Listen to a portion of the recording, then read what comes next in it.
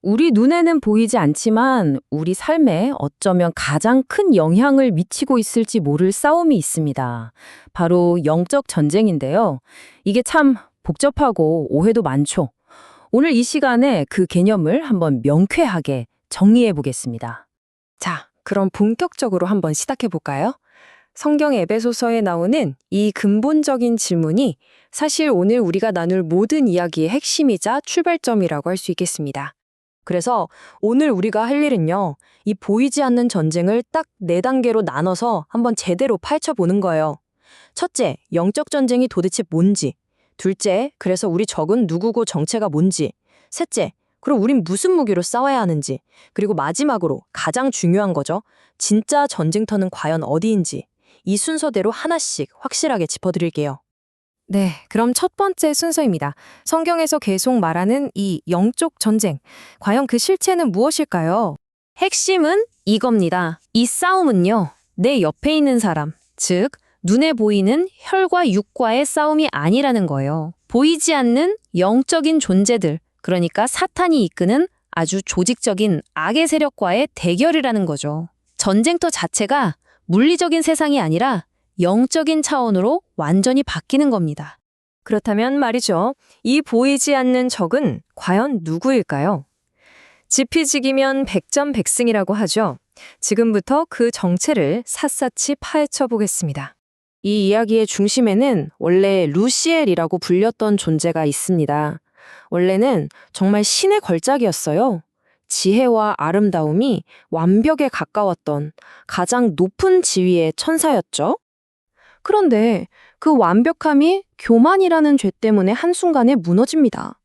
창조주와 같아지려는 그 엄청난 욕망에 사로잡혀서 반역을 일으켰고 결국 하늘의 천사 3분의 1을 자기 편으로 끌어들여서 함께 타락하고 말죠. 와, 이 표를 보시면 뭔가 좀 복잡해 보이죠? 근데 여기서 진짜 흥미로운 점이 있어요. 신학자들이 천사들에게도 계급이 있다고 정리한 것처럼 타락한 영들, 그러니까 악의 세력도 그냥 막무가내가 아니라 체계적인 위계 질서, 즉 군대 조직처럼 움직인다고 본 거예요.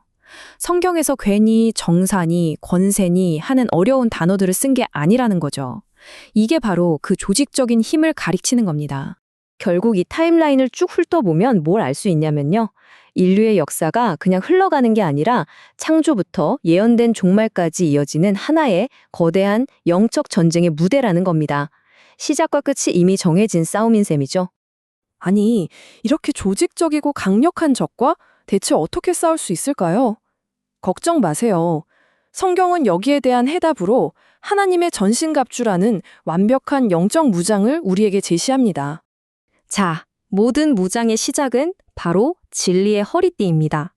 다른 모든 갑옷을 짝 제자리에 고정시켜주는 가장 기초적인 장비죠. 이건 뭘 의미하냐면 흔들리지 않는 진리 위에 내 삶을 굳건히 세우겠다는 결단, 바로 그걸 뜻합니다. 그 다음은 우리 몸의 가장 중요한 부분, 심장을 보호하는 의의 호심경입니다.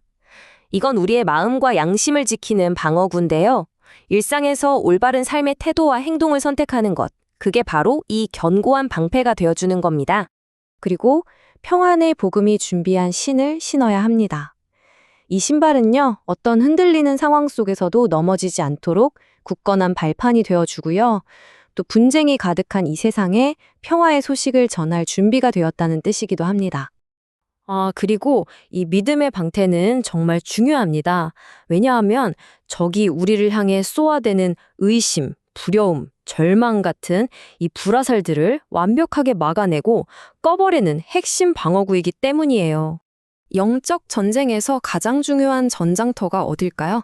바로 우리의 생각과 마음입니다. 이 머리를 지켜주는 게 바로 구원의 투구죠. 내가 구원받았다는 그 확신이 우리의 정체성과 사고방식을 굳건하게 보호해주는 겁니다. 자, 지금까지 소개해드리는 건 전부 방어용 무기였죠. 유일한 공격 무기가 하나 있습니다. 바로 성령의 검, 다시 말해 하나님의 말씀입니다. 이 검으로 우리는 세상의 거짓을 분별하고 진리를 선포하면서 적극적으로 싸워나갈 수 있는 거죠. 자, 이렇게 하나님의 전신갑주로 완벽하게 무장했습니다. 그럼 이제 전쟁터로 나가야겠죠? 그런데 말입니다. 그 진짜 전쟁터가 우리가 흔히 생각하는 그런 곳과 전혀 다를 수 있습니다. 아주 놀라우면서도 지극히 현실적인 답변이 우리를 기다리고 있거든요. 신학자 김세윤 박사님은 이렇게 말합니다. 영적 전쟁의 진짜 전쟁터는 어떤 신비로운 장소나 특별한 의식이 아니라 바로 우리의 일상적인 삶 그 자체라고요. 사탄의 지배를 거부하고 하나님의 다스림을 선택하는 모든 순간 이 전쟁터라는 겁니다. 바로 이 지점에서 영적 전쟁을 바라보는 두 가지 관점이 확 갈리게 됩니다. 한쪽은 땅밟기처럼 어떤 특별한 행위를 통해서 악한 영을 몰아내는 것에 집중해요. 반면에 다른 한쪽은 아니라고 말합니다. 탐욕이나 이기심 같은 내면의 유혹과 싸우는 매일의 도덕적인 선택, 그것이야말로 진짜 전쟁이라고 보는 거죠. 그리고 이 일상 속 전쟁에서 우리가 마주하는 가장 강력한 적 중 하나로 지목되는 것이 바로 맘몬입니다. 이건 그냥 돈을 의미하는 게 아니에요. 하나님보다 돈과 물질적인 것을 더 사랑하고 섬기게 만드는 우리 마음속의 거짓된 우상을 가리키는 말입니다. 그러니까 이 관점에서 보면요. 진정한 영적 전쟁의 승리는 무슨 드라마틱한 이벤트가 아니에요. 이익 앞에서 정직을 택하고 더 갖고 싶은 욕심 대신 나눔을 실천하고 미워하는 대신 화해의 손을 내미는 것. 바로 그 조용하지만 정말 위대한 일상의 선택들 속에서 승리가 이루어지는 겁니다. 자, 그럼 오늘 이야기의 핵심을 딱 정리해 보겠습니다. 진짜 최전선은 저 멀리 어딘가에 있는 게 아니었습니다. 바로 우리의 가정, 우리의 직장, 그리고 매 순간 무언가를 선택해야 하는 우리 마음속, 바로 여기에 있는 거죠. 그렇다면 마지막으로 이 질문을 여러분께 던져봅니다.